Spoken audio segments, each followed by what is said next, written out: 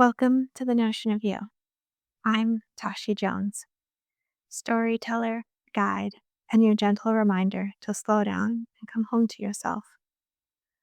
Each week, we explore what it means to live with more trust, more presence, more peace, one breath at a time. You are safe here.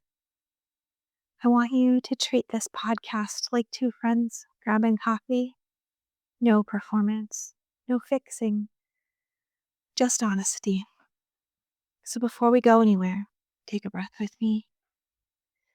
Inhale slowly into your chest. Now let it move deeper into your belly. And exhale like you've been holding something all day long. Let your shoulders drop. Let your jaw unclench. If you've been rushing, juggling tabs, responding to everyone else's needs, this is your moment to pause, to feel your own weight in the chair, your own feet on the floor. This episode is for you if you say yes, but then feel sick about it later. If you agree to something and your stomach tightens. If you smile in the moment, but your chest feels heavy on the drive home. I know that feeling, the delayed wave of regret, the replaying conversation, the quiet resentment that follows. Here's what I've learned slowly through my own body, unraveling and rebuilding itself. Boundaries are not just the words we say out loud. They are decisions our nervous system either trusts or doesn't. When I override myself, my body knows. It always knows. When I choose an alignment, even something small, there is this subtle exhale, a groundedness, a return. So as you sit here with me, just notice, where do you feel tight? Where do you feel open? No judgment, just awareness. You are safe here. We're going to take this gently. There was a season of my life where the yes was automatic.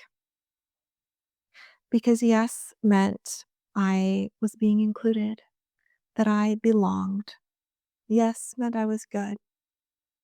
I didn't even know what a boundary was. I thought giving was the highest virtue. If someone needed something, I showed up. If someone invited me, I rearranged my life. If a friend's schedule was tight, I bent mine. There's one moment that still sticks with me.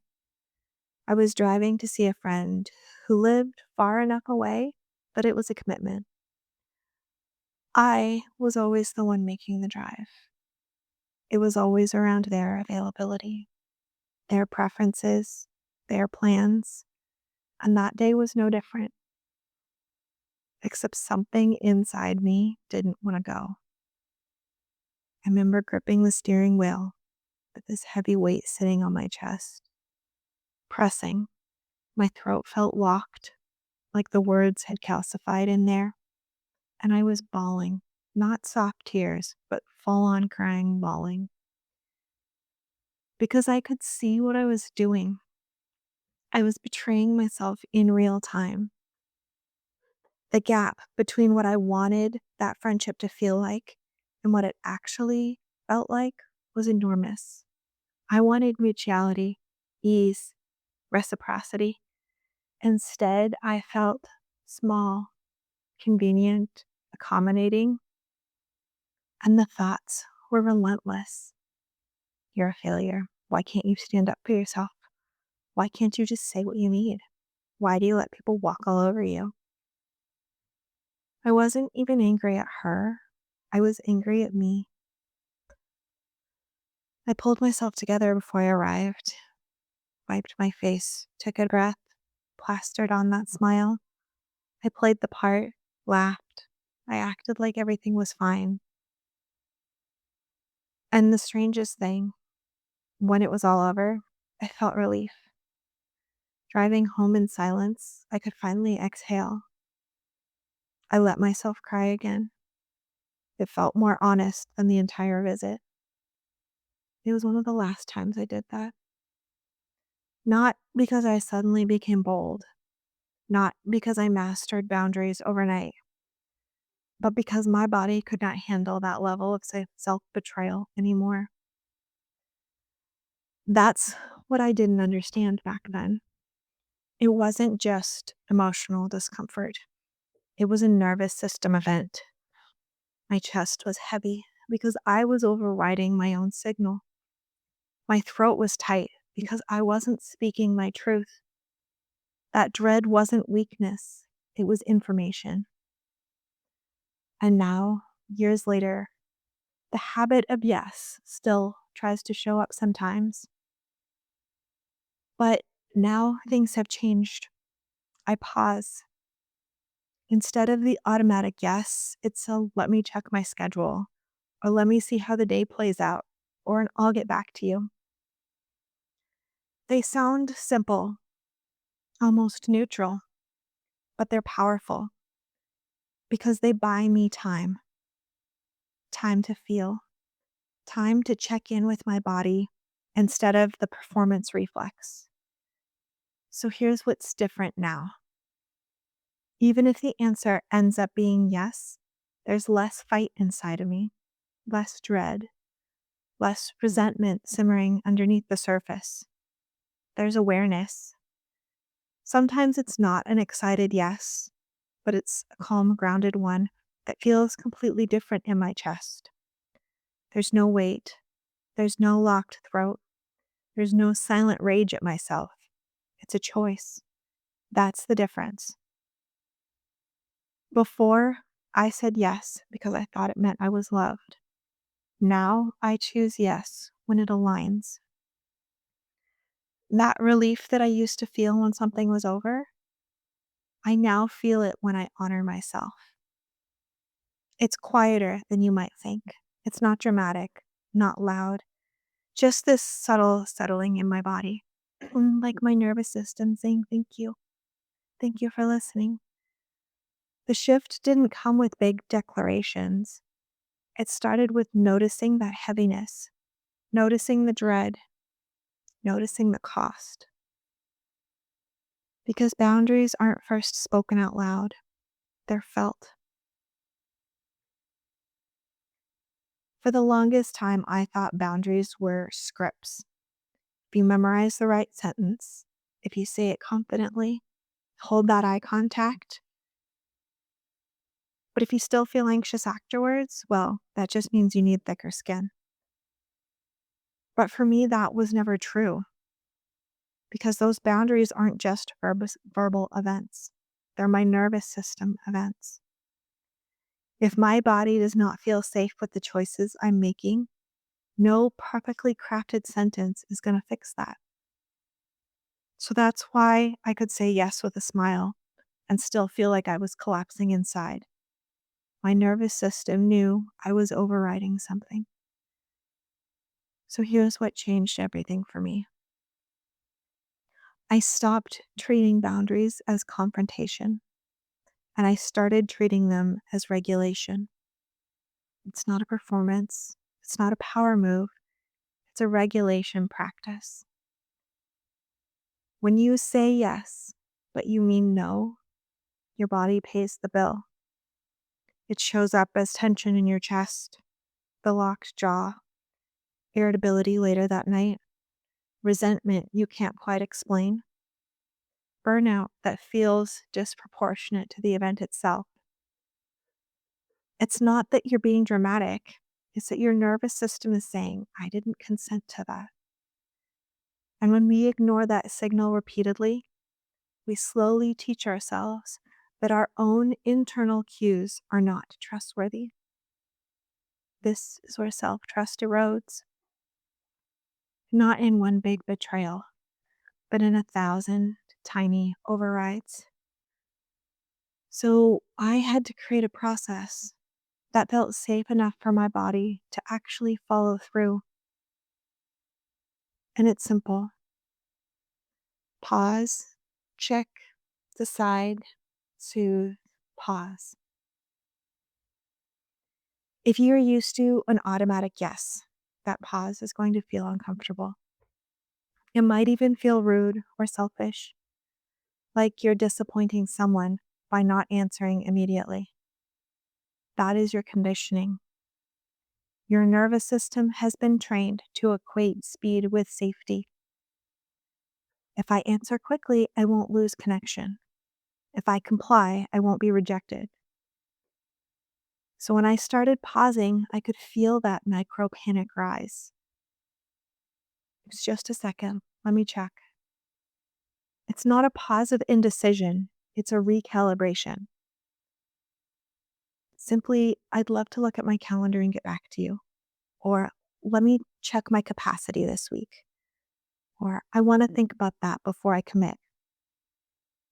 That pause allows the next step. Check not just your schedule, but your body. What happens in your chest when you imagine saying yes? What happens into your stomach? Do you feel open, neutral, or heavy and contracted? Anxiety is urgent and spiraling, whereas alignment is steady, even if it stretches you. If you can imagine saying yes and your body feels grounded, that's information. If you imagine saying yes and your body feels tight, drained, small, that is information too. Decide. Every boundary costs something. It might cost convenience. It might cost someone's temporary disappointment. It might cost an outdated version of you who used to be. But not having boundaries costs you your nervous system. If it's no, it can be I don't have capacity for that right now, or just simply I won't be able to make it, or I'm not available for that. You do not need to do a dissertation on it. A clean no feels shorter than your anxiety wants it to be. Soothe. After I set that boundary, my nervous system spikes, even when it was right. So I stopped interpreting that spike as proof that I made the wrong choice. Put your hands on your chest and take 2 deep breaths. It's safe to choose what's right for me. Sometimes I'll use my grounding oils before or after a hard conversation, something earthy that reminds my body I'm anchored. Not because it fixes the boundary, but because it signals safety to me. Without soothing, you'll avoid boundaries because the aftershock will feel unbearable. With soothing, you can teach your body that you can survive the discomfort. And every time you complete that cycle, pause, check, decide, soothe, you deposit into your self trust account. Inside my Notion workspace, I have a page with 2 columns: things that I'm available for and things that I'm no longer available for. Writing these things down helps remove the fog. I also keep here some blank scripts for I can use when I need the words. Like, I don't have capacity for that. That doesn't work for me. Or I'm prioritizing something else right now. It's set up here so that I can rely on my structure when my nervous system is wobbly. It's part of why I created Return to Wholeness. It's not a pep talk, but a support system.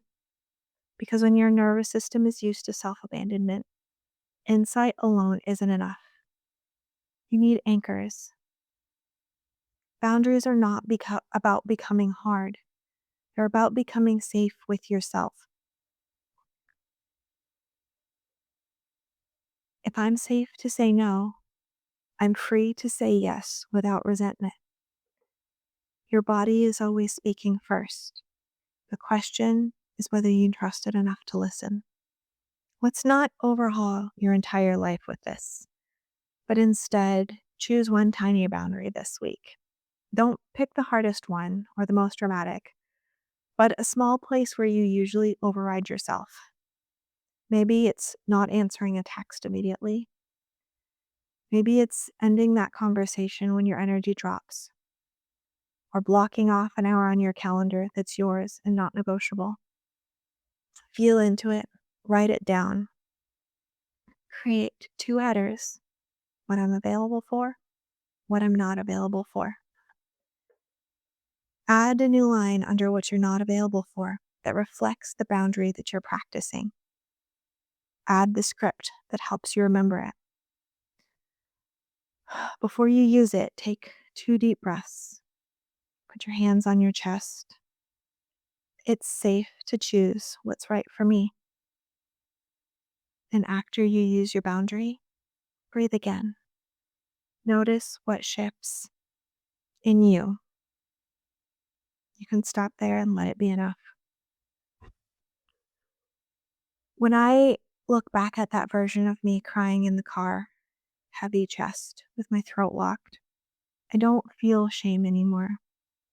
I feel compassion. That younger version of me wasn't weak. She was dysregulated. She was trying to belong without knowing how to stay connected to herself at the same time.